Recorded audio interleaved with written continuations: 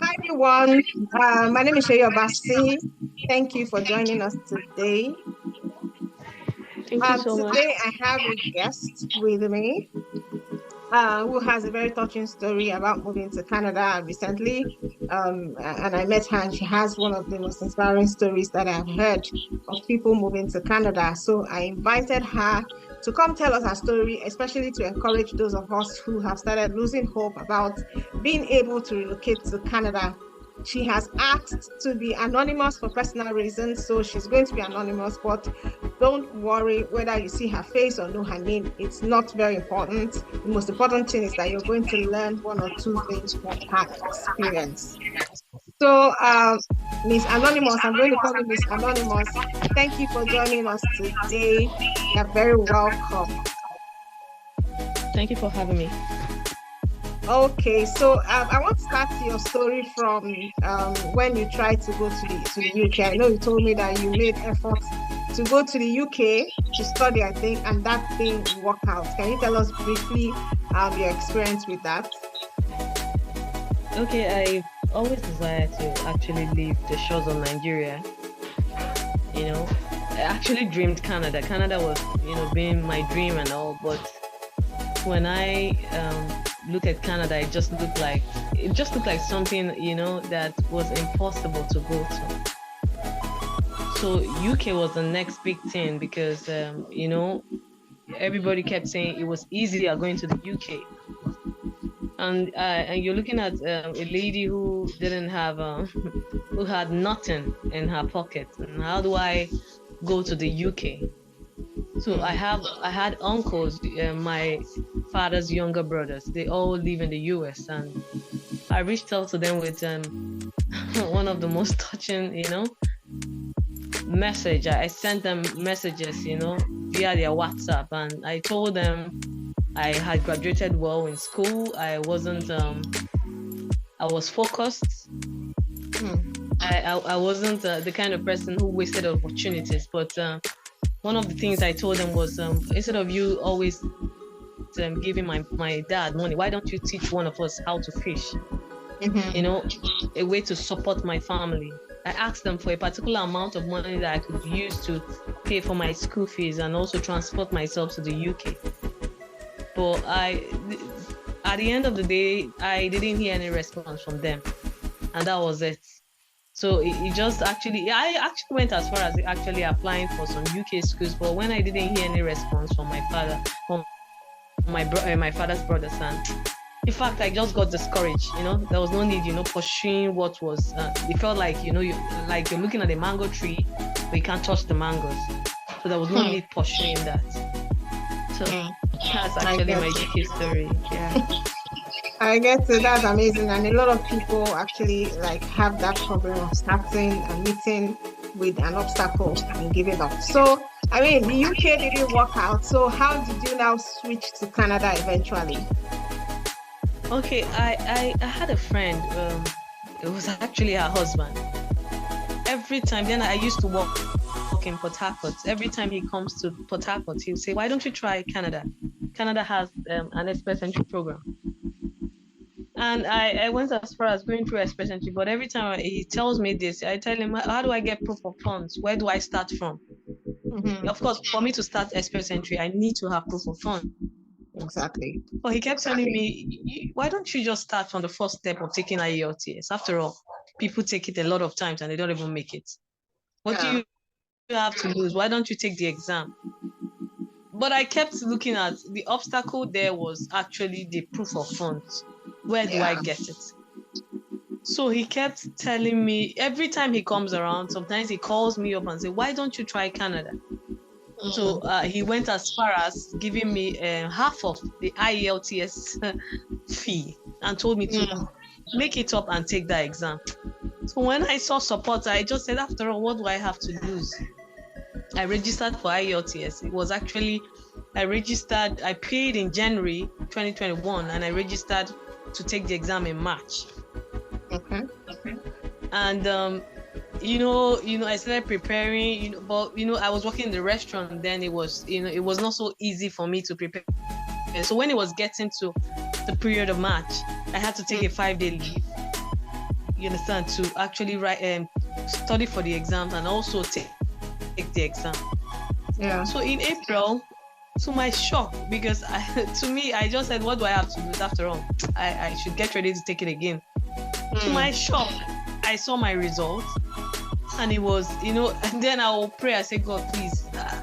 Though even when I was praying, I was like, where you go find? Where will you get proof of fund? Where will you get proof of fund? So to my shock, reading, listening, writing, speaking, I passed it. At least I hit like speaking, writing 7.7. Then reading was 7.5. Then listening was 8.8. And that was how I was really shocked. I was like, Jesus, is this my result? I didn't even prepare as much as I would want to. And that same night, I called my sponsor. I told him I've passed. I remember him telling me immediately, come on, immediately, enter the pool. Wow. And he was like, just enter the pool. And that was it. I entered the pool. My score was 458. 458. It sounded very funny because I'm looking at people. 2021, it was quite competitive, Yes. I was looking at people who had 500, 490, 480, and I was at 458. Then I'll always make this prayer. I will say, God, please, let 458 take me to Canada. That was my prayer. I go to Streams of Joy in Nigeria. Then Pastor Jerry, 7 a.m. when I'm praying, I'll just say, God, 458 will take me to Canada. I'll pray this prayer and I will laugh at that prayer because I felt in my mind, like I was not even prepared enough or qualified enough to go to Canada because people were better than me. So I thought about the option of, okay, why don't I try French? So that once, actually, I was waiting for the draw, the federal draws. I never even imagined that provincial nominals, the PNP would favor me. Yeah. I thought about French. I started going for French classes. I paid the first month. I paid the second month. Just kept going because my plan was actually to take in January 2023 to take TEF. So prepare myself for federal draws. So I was like, okay, if I can't make TEF, I could at least get 50 points to add to 458, and then I'll be at 508. That was my plan. Okay. So as God will have it, one day walking from work, and I was worried. I was like, God, I'm tired of where I am. I really am tired of where I'm working. I just want a supernatural turnaround. I didn't like the situation at home. I didn't like where my family was at. I remember walking down from work July 27th, 2022. And that was it. That was July 27th, 2021. And that was how I came back home. I opened my email and there it was, a mail from IROCC. You've been selected by Ontario because of your NOC. And you have 45 days to respond. If you're interested, please respond to us. If you're not, we assume, if you don't respond within 45 days, we assume you're not interested. And it felt like a dream. I was like, I don't understand how. 458, how? So there was a group that was in on WhatsApp. I asked them, does IRCC send mails? I didn't know that was how PNP works. Yeah. I thought you enter the pool and you get a letter from the portal, Express Entry portal. People there kept saying, na scam, na scam. But deep down I was like, scam, as in like, okay, I just said fine. I think I ignored it. So later in the night, two people now responded and said, Ontario also invited me. And that's when my eyes opened. And that was the beginning of it. So if I still tell you, I even when I kept saying Ontario, and I researched, Ontario drew for restaurant managers, and they started exactly from 458. 58. Wow. And the rest is history. That's why I'm here. So. Wow, that is such an amazing story. I always tell people that prayer has a very big part to play in this relocation to Canada, because you cannot influence visa officer, you cannot influence the draws, you cannot influence the scores. You just have to turn to your God, whichever God you're serving, and start asking for favor. And that's, I mean, what happens. It's starting at that 458, which is exactly what you were praying for. It's Exactly. actually a miracle. Yes, starting at 458. So of course, you still had that issue of proof of funds, which I know is an issue Yeah. that a lot of people have, especially your even just yourself. Some people are with family, they need more proof of funds. How were you able to tackle that proof of funds? Like how many, and how many days did you have to leave it in your account? I think people also ask that question. How can they just get the proof of funds immediately and use it immediately? Stuff like that. Okay, I got my actually my uncles who never really were willing to help then. When I actually got the invitation from Ontario, my daddy never believed me. He said it was a lie. Yeah, he has never seen a country, knock on your doorsteps to give you, Yeah. I'm telling him, this is real, this is real, this is real. So he got he didn't believe me. He just said, okay, fine, for the love of, for the fact that you're just disturbing me. So he went as far as helping me to tell my uncles the matter on the ground, and they all came together and raised my proof of funds.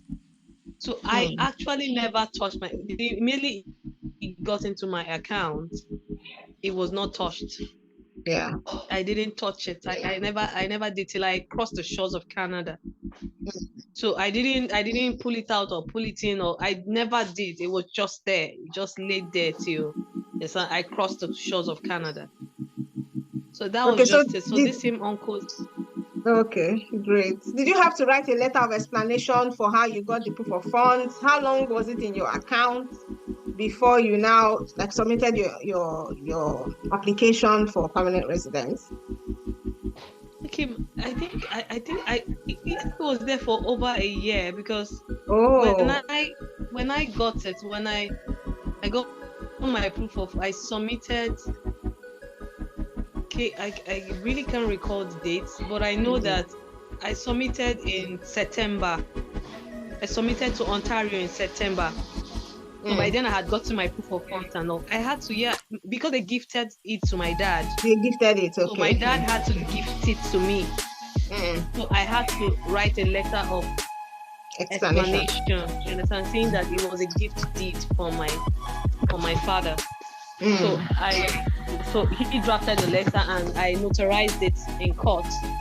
And submitted it to the Ontario government, which was accepted. Okay. I didn't touch it. What I did was I put it in the mutual funds, you understand? Okay, because it doesn't really deplete. It doesn't decrease. So that it was even adding value. Yeah, it added a little value to it. So I didn't want the idea of, because at the point mutual funds changed. Actually, my story is actually a very funny one. I didn't, when they changed the proof of funds, there was a time in 2021 they changed proof of funds. Yes, they changed. Yes. They changed. I didn't change mine. I changed it, but I forgot to transmit it. Yeah, that's transmission. So immediately, exactly. Immediately, my portal closed. They actually terminated my portal because I didn't. And this portal that closed had my invitation from Ontario. And this thing happened on my birthday, by 12 a.m. on my birthday. That was my birthday present from IRCC. So I didn't know. In fact, I know I was in shock. I was in tears. I was shaking. What do I do? I never actually told I didn't even tell my parents. I just told my sister. So I had a lady who actually called to wish me a happy birthday. She was also doing this Canada thing too, because she was going to SACS. So immediately I told her, I think I was weeping on the phone. She said, you hold yourself together, bring out your laptop, immediately 8 a.m., send a mail to Ontario. So I was shaking. I drafted my mail. I told Ontario, look at the mistake I did. I updated it, but I didn't transmit it. Yeah, so Ontario said, okay, fine, we'll give you a chance, but you have to prove to us that you did all this. You have to prove to us, sure. So I had to go snap the pictures of, the old express entry number I had had to tell them this is what I did. I prayed. I just kept praying. Wrote a letter to them, like, pleading and telling them, please. I forgot to transmit it. And to my shock, that was how they actually took in my application, and that's how I succeeded. I passed through the state level, and they gave me my 600 points. Wow. So as much as you understand, it wasn't a funny 1 year for me. You had joy, and all of a sudden your heart is already beating. Yeah, and you're telling, how do I tell my parents that, I told them that this was working, and I'm telling them that I was flunked out. So it was a very funny one. So when I saw Ontario said, you've been nominated, it was shocking, because, I was happy when I was given that invitation. Then all of a sudden, I lost it.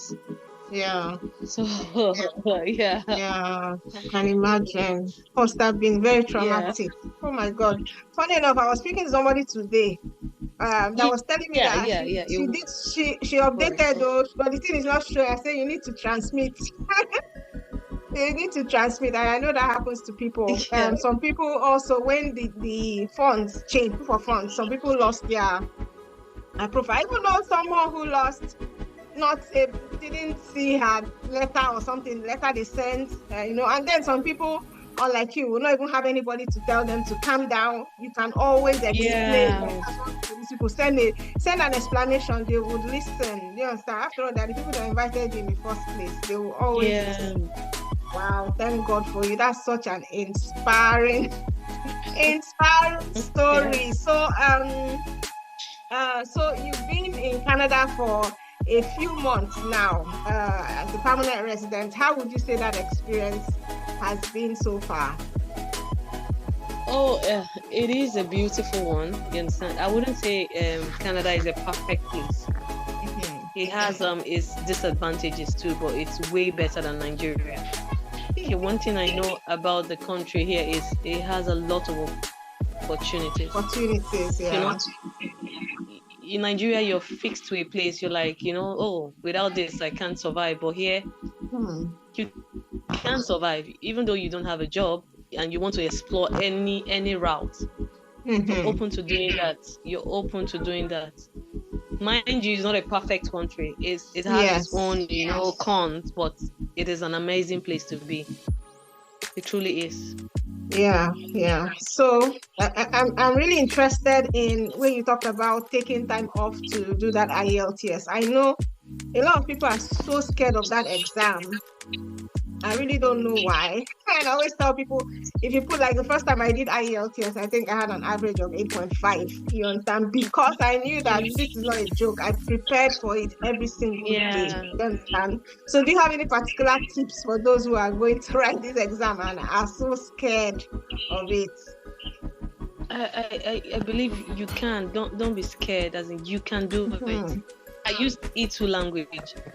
He helped very me a lot. Beautiful, Liz. Yeah, E2 language. No, E2 language, not Liz. E2 language is a guy from Australia or something. Yeah. Yeah. So he's really, really good.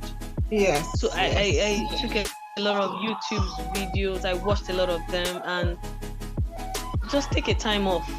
Yes. Go somewhere, lock yourself up, and study. Mm-hmm. Yes. It is an easy to fail exam, but it can be passable, but it's easy. You can easily fail it.